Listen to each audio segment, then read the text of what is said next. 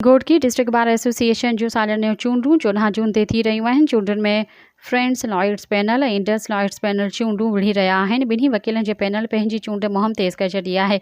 Friends lawyer panel पारां नामज़द सदर एडवोकेट वज़ीर अहमद घोटो, नायब सदर ग़ुलाम यासिन नाइची, जनरल सेक्रेटरी रफ़ीक Ahmad चाचड़, joint secretary Abdul Wahab चाचड़, ख़ज़ानची Bashir Ahmad मलाणो, library secretary मेहराब अली गडानी चूंडुनि में हिसो वठी रहिया आहिनि। इन सिलसिले में फ्रेंड्स लॉयर पैनल पारां डिस्ट्रिक्ट बार घोटकीअ में वकिला बिरादरी जे एज़ाज़ में लंच जो इंतज़ाम कयो वियो आहे, जंहिंमें एडवोकेट लियाक़त अली मलाणो, अब्दुल्ला घोटो, अनवर अली लोहार, असगर अली पनिहार, राना कबीर अख्तर, ईश्वर लाल, राना इमर राव, मोहम्मद नवीद, अब्दुल हफ़ीज़ मीरानी समेत वकिला बिरादरी वॾे अंग में शिरकत कई। इन मौक़े ते तक़रीब खे ख़िताब कंदे एडवोकेट वज़ीर अहमद घोटो, एडवोकेट लियाक़त अली मलाणो ऐं ॿियनि चयो त इंशाअल्लाह 14 जून ते फ्रेंड्स लॉयर्स पैनल वॾी अक्सरियत सां कामयाब थींदो।